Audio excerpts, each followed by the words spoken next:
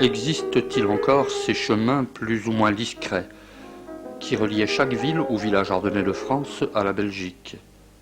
Les chemins de contrebande.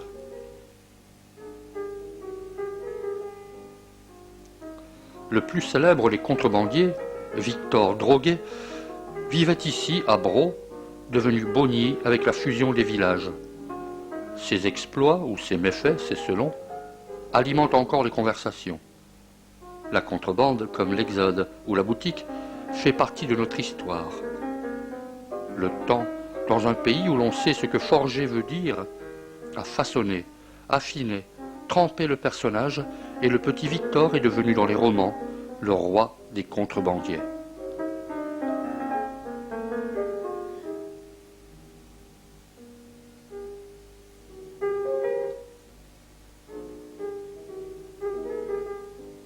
Il a vécu là, sur les hauteurs de Bonnier, dans une cabane, où il exerçait ses talents de taxidermiste le jour. La nuit le déguisait en braconnier ou en contrebandier.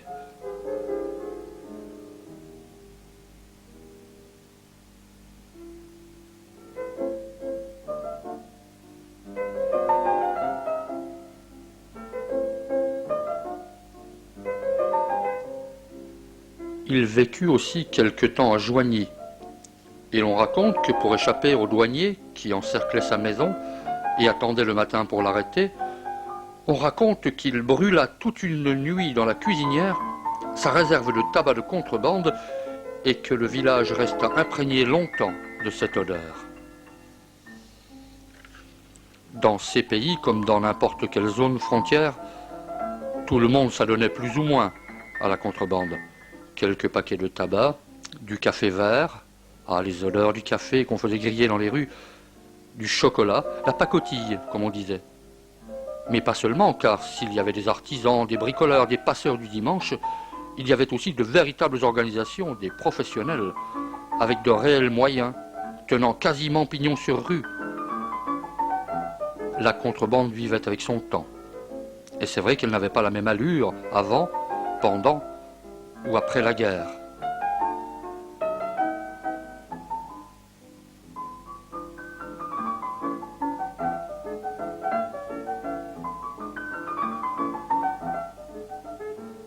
Ici, la frontière n'existe pas de façon naturelle. Pas de chemin de crête, pas de sommet, pas de fleuve pour la délimiter.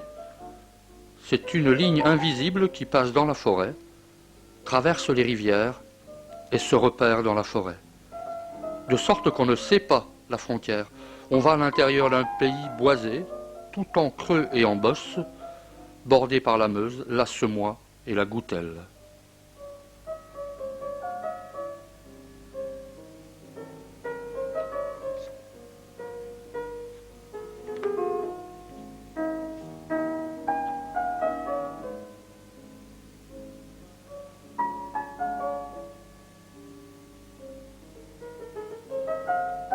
Les passages de la Meuse, au retour d'expédition, pouvaient se faire en barque ou sur les barrages et les écluses pour éviter les ponts souvent gardés. Bien entendu, les douaniers connaissaient tous ces passages et furent à l'origine de quelques mises à l'eau spectaculaires. Imaginez le contrebandier malchanceux, plongé dans ses remous et tentant malgré tout de récupérer ses ballots.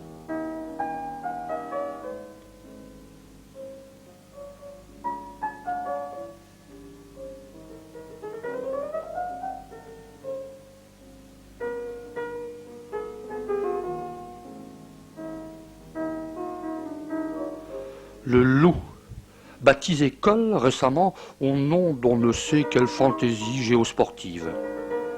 Le loup, vieille sentinelle entre Meuse et Semois, planque de tous les douaniers, de tous les trafiquants, point de convergence de tous les chemins de la contrebande.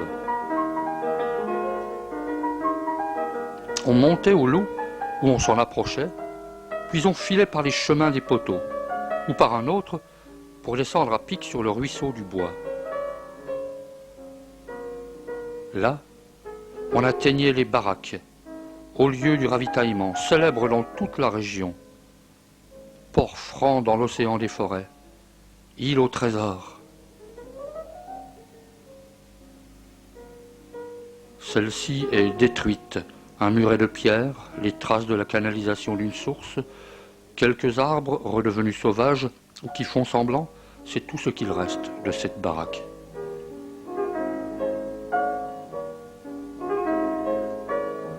L'autre, la baraque Cagnot, ne montre que quelques pans de murs prêts à s'effondrer. On peut encore rêver au trésor de contrebande qui devait s'amasser dans ces caves béantes.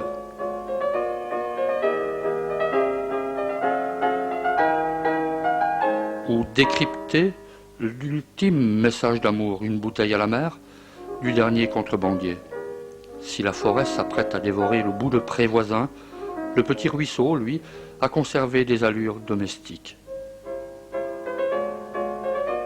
Enfin, il reste la dernière baraque, la Gérard ou la Laurence, selon, tout près de Haute-Rivière. Elle est là, debout, et s'est racheté une conduite. Elle ne trafique plus.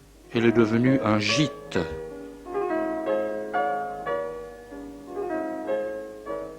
Plus loin, coule la Semois.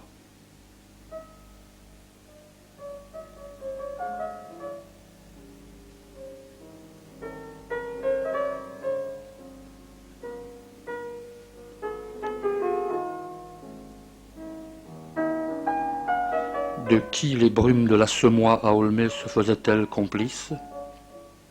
Protégeait-elle la course des chiens porteurs de ballots?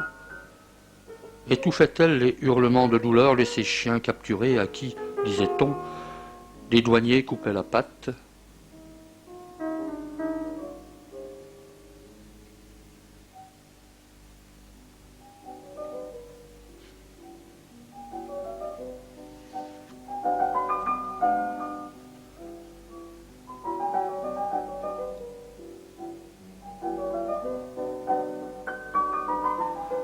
Les gens de Nohant, qui n'ont que leurs portes à ouvrir pour la surveiller, vous diront qu'en hiver, la Semois gèle par le fond et non pas en surface comme le ferait n'importe quelle rivière.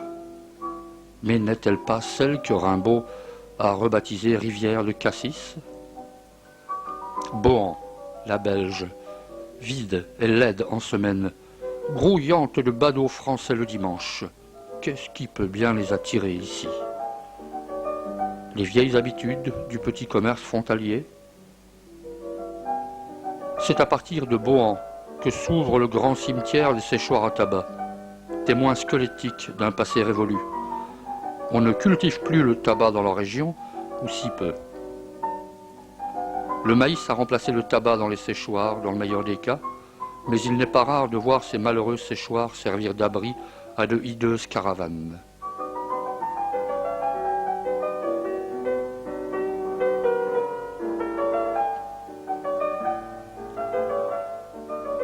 Si j'étais badaud français, ayant du temps libre le dimanche, c'est à Vresse que j'irais.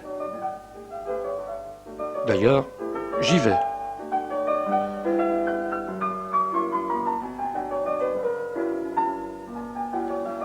On visite le musée, mais c'est trop tard pour la glycine. Elle est fermée, et à Vresse, depuis, même la Rochefort a moins de saveur. Tiens, voilà le gardien de la vallée, Jean-Baptiste Clément, qui veille à l'entrée de Nouzonville. Jean-Baptiste, un fameux contrebandier aussi celui-là, dans un autre genre et dans un territoire où les frontières ne sont toujours pas tombées.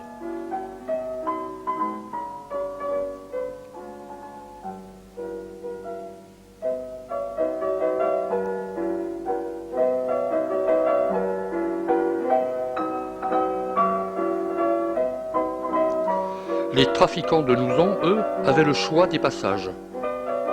Ils filaient sur les baraques en empruntant les chemins du Loup, ou en longeant un bout de Goutel, ou bien ils s'en allaient vers Pusmange ou Sugny, en faisant route au passage avec ceux de Neufmanil ou de Gesponsard. La Goutelle, un petit ru de rien du tout qui s'offre une belle et large vallée digne des plus grands fleuves.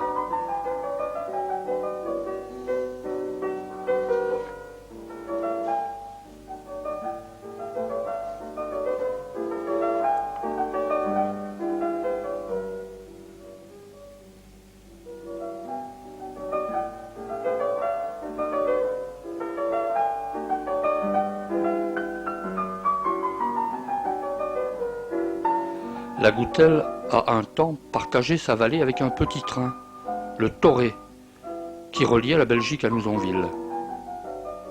De cette voie ferrée supprimée dans les années 50, il ne reste que quelques ponts qui achèvent de pourrir, quelques traces d'une station, un remblai, et des regrets éternels pour ce qui aurait pu être aujourd'hui un instrument touristique de valeur.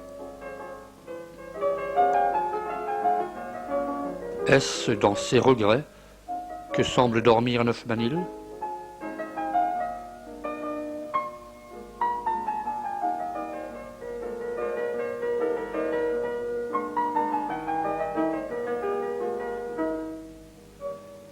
Que pouvaient bien avoir à se faire pardonner les gens du petit village de Gesponsard pour offrir à Dieu une aussi grande église?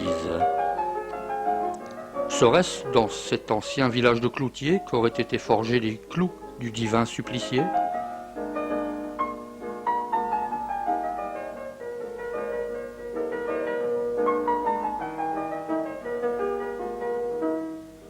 On remarquera que Pucemange, le village frontière, possède une église encore plus grande que son voisin français. On dirait une cathédrale.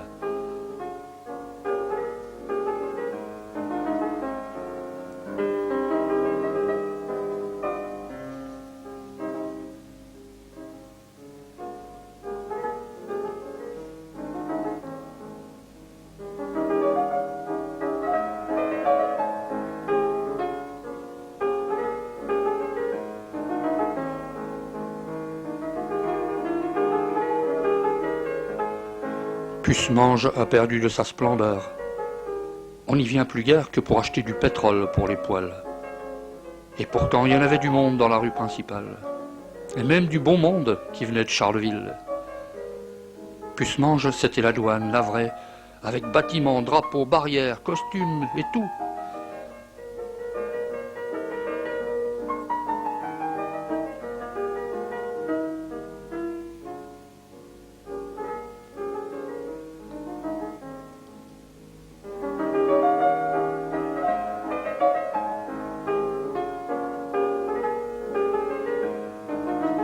Les contrebandiers évitaient Pucemange et lui préféraient la discrétion des bois pour atteindre Bagimont et Sugny, où le concours de la plus belle église régionale continue.